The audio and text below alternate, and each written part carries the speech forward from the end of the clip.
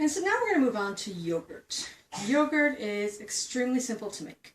You actually do not need a yogurt maker or even a dehydrator to make really good yogurt at home. It's very cost effective, it's very easy, it's very cheap. The one thing that you do need, it's very important, is a thermometer. Baking thermometer is preferable. They can give you exact measurements. Source of milk, like I said, organic, regular milk, whole milk, skim milk, it doesn't matter. And what I use is actually a really, really good thermos. The thermos method seems to work extremely well for me, even better than my dehydrator. My dehydrator, I just have no room here in my kitchen or in my house for that at this moment. It's just too big. So I just bring out my thermos, and what I want to do first is I'm going to measure the amount of milk I'm going to need. I always forget how much milk I have here for my thermos. And I just pour in, I believe it's a little bit more than half a gallon, or approximately half a gallon. I'm going to get close to the top here, but not too much. And then I'm going to take this, and I'm going to pour it all into my pan. Now, some people choose a double boiler whenever you are heating up milk. It's very easy to scorch. Excuse me. It's very easy to scorch your milk at the bottom.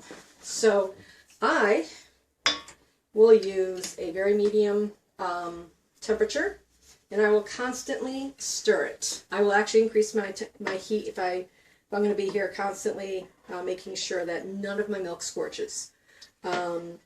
This is a heavy bottom pan, so this is good. I don't use my thinner pans for heating up milk.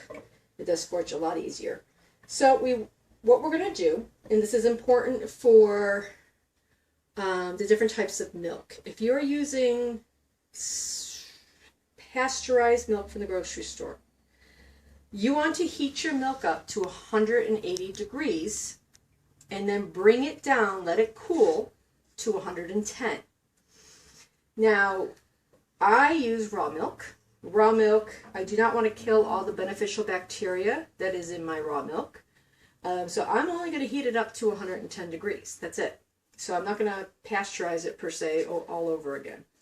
And the reason you do that for store-bought milk is they actually have a higher incidence of bad bacteria in their milk, even after pasteurization, because there can be some contamination, and you want to heat it back up to 180 so it doesn't spoil in your container for the 6 to 8 hours you're going to wait for your yogurt to be made. The other thing you're going to need, I forgot to mention in the beginning, is a source of yogurt. You can get any type of yogurt from the store, or you just use a little bit of yogurt from your previous batch. There is many different calculations out there as to how much yogurt you need. I don't personally go by any amount. Usually I use, if I use this wooden spoon, I'll take out about a wooden spoon worth for this amount of milk. I did at one point try to calculate it, and like I said, it's so many tablespoons per quart of milk that you're using, and it just didn't seem like it was necessary. I've used more, I've used less, and I've always gotten the same results. So you can look it up in many different sites. It'll tell you exactly how much to use. And I do believe two tablespoons per quart is about sufficient. What you want to do is take your milk once it's heated and mix it with your yogurt first. Make it, you want to take about, I would say half a cup, and mix it with your tablespoons of yogurt and kind of liquefy that yogurt a little bit, and then pour it into your big bowl here. You're going to mix it around, and then you're going to pour it into your thermos. What you're also going to need when you're done is just some cheesecloth or a good strainer. I prefer to use a double cheesecloth layer. That's my preference. What I end up doing is I set it aside at the end, and gives me a little bit more time to do errands and things like that before it turns into, before all the whey comes out of it. Some people don't strain it. Some people just kind of mix it. It'll be separated, the yogurt will be separated from the whey. Some people prefer just to not continue to let the whey drip at the end. I like my yogurt a little thicker. If you actually let it set overnight when you're all done in the cheesecloth and under a drip pan, it'll turn into cream cheese. So you can actually make cream cheese this way as well. So what we're doing, like I said, we're just heating up the milk. We're just waiting for it to heat up. We'll be back when it turns 110. Okay, so now we're at 111 degrees. I'm going to just take this off here. I'm going to let it sit on the heat just a little bit. This is going to go a little bit up and down. And if it goes up to about 115, 120, that's not a big deal. So you want to keep it on average 110. Now if you have a yogurt maker or you have a dehydrator, 110 degrees is where you want to be. So that's just what I have learned to be the best temperature. Now again, we talked about differences in the amounts of yogurt. I was actually just rereading through one of my books, and one of the books I have says half a cup to 1 quart. So half a cup of previous yogurt to 1 quart of milk. Seems like an awful lot, and again, I don't seem to need that. So I use, like I said, 1 to 2 tablespoons at best. And so what I'm going to do is take my yogurt from the previous day that we had made.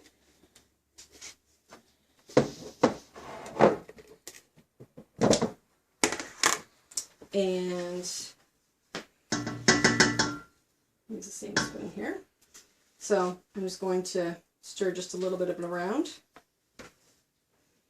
And like I said, I just use about that much. That's it. Like I said, I have definitely more than 1 quart of milk here, so it's not that big of a deal.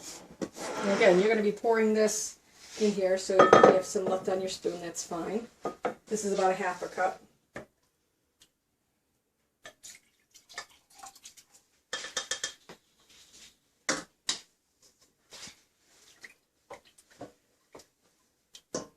And so I just want to mix that yogurt in with the warm milk. It's going to warm up the yogurt that was from the fridge. And it's also going to kind of help dilute it, so it'll be spreading more easily throughout my pan here. So once that's all mixed in, you're going to pour it right back in here. And you're going to mix that around again.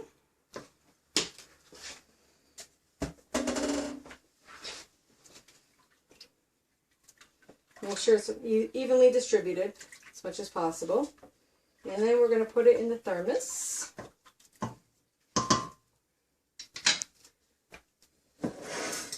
And one of these just makes it easier so you don't spill it all over your counter.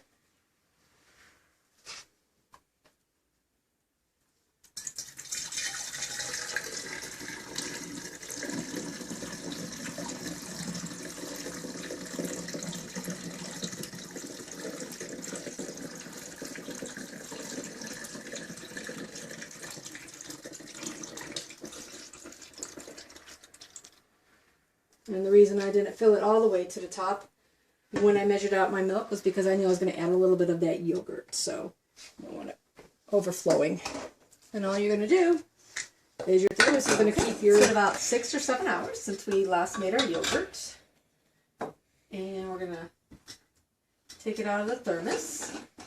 And of course, if you have a dehydrator or you have a yogurt maker, you can then just, take your jars out, and you're going to want to strain it with a couple layers of cheesecloth, which is what I have here on top of the strainer in a bowl.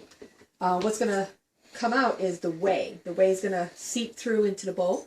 That's really good for using to soak your oats in, or whey can be used for many things. It's a pre-digestion for oats, for wheat, for any type of bran that you want to have digested a little bit before you actually use it to cook with. So this is going to separate my yogurt and my whey. Like I said, I use a double layer of cheesecloth. That's my preference. I prefer to have a little extra whey in my yogurt. So you're just going to pour it in, and you're going to see, you might actually have to help some of it out.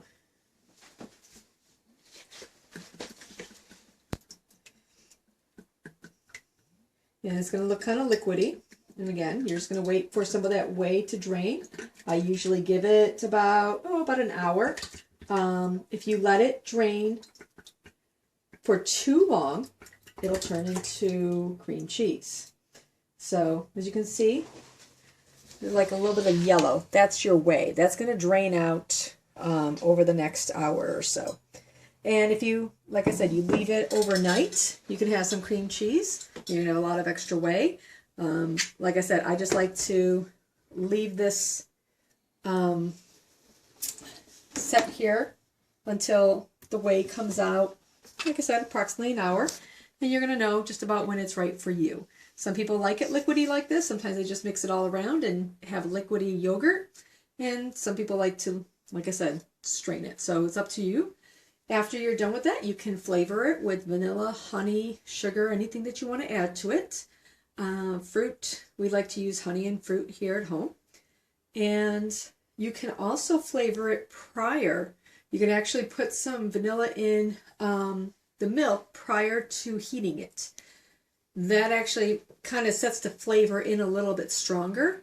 But because I use my whey for certain things, like oats and whatnot, I don't like to have my whey flavored. So I wait till after I make it and it's already filtered here through the cheesecloth, then I flavor it. And that's it for yogurt. It's very easy, very simple.